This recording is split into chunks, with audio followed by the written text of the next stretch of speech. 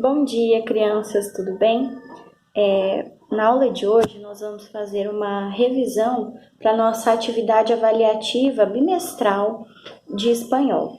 Lembrando que os conteúdos vocês estarão encontrando na apostila na página 4, 33 e 18. Depois eu vou estar especificando para vocês também, tá? Começando lá na página 4, a base da nossa atividade avaliativa, a base do nosso bimestre, são os pronomes pessoais.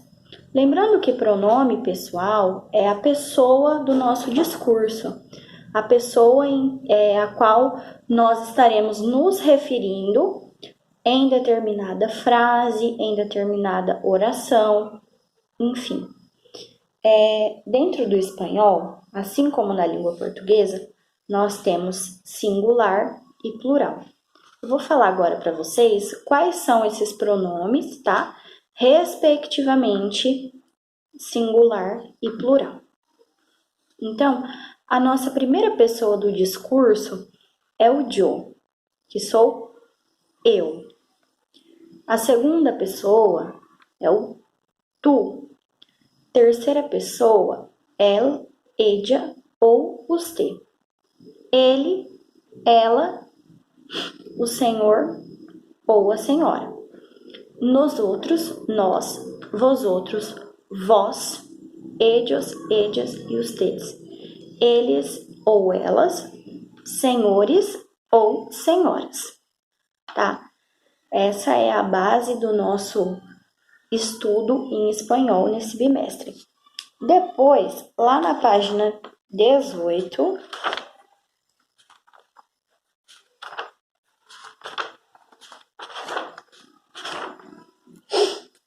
nós temos o plural.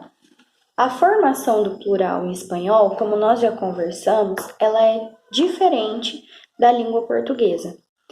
Porque no português nós acrescentamos o S no final das palavras e assim a transformamos em plural. No espanhol nós seguimos 3 regrinhas. Uma regrinha para palavras terminadas em consoante, uma regrinha para as palavras terminadas em vogal e uma regrinha para as palavras terminadas em Z. A primeira regrinha de palavras terminadas em Z, como por exemplo, nariz, nós trocamos o Z pela consoante C mais ES. Então, nariz passa a ser narices, tá bem?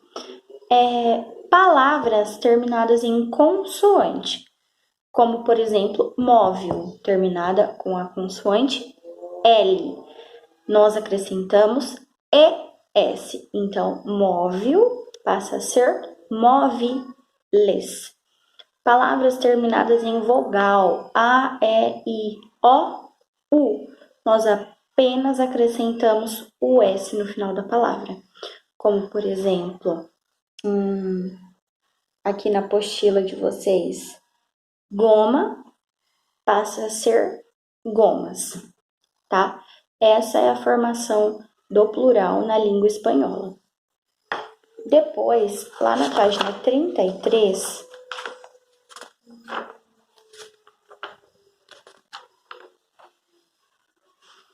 nós vamos encontrar o adjetivo, né? A função do adjetivo, ele serve como um modificador do substantivo, ou seja, ele caracteriza, dá modo, tempo, espaço para o substantivo. Esse nosso substantivo, né, é o nosso sujeito da nossa frase. Então, o adjetivo, ele serve para caracterizar o sujeito, o substantivo. Depois, nós temos também o advérbio. O advérbio, ao contrário do adjetivo, ele é um modificador do próprio verbo, né? Ele caracteriza o próprio verbo, também dando modo, dando tempo, dando lugar, enfim. Depois, nós temos aqui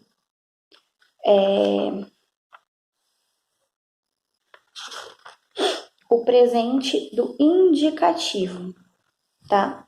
O presente do indicativo é quando nós falamos das qualidades das coisas, de atividades que nós realizamos regularmente ou de situações momentâneas, tá? É aí que nós conjugamos o verbo no presente do indicativo. Aqui vocês vão encontrar lá na página 30, tá? E então, esse presente do indicativo, ele também se refere aos verbos reflexivos, onde nós utilizamos os pronomes reflexivos, que são me, te, se, nós, os e se. Cada pronome pessoal, cada pessoa do discurso, ela tem o seu pronome reflexivo específico. Então, para que isso aconteça na frase, nós utilizamos esses pronomes: me, te, se, nos, os e se novamente, tá bom? Substantivo, página 18. Como vocês já sabem, existem diversos tipos de substantivos. Nós temos o substantivo comum, próprio, primitivo, derivado, abstrato e concreto, assim como na língua portuguesa.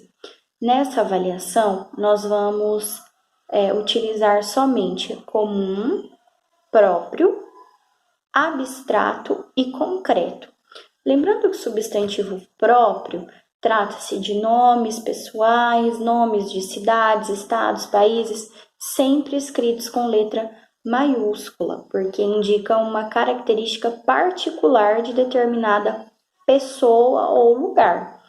Depois, nós temos o substantivo comum, escrito com letra minúscula, que se refere a objetos, coisas, enfim.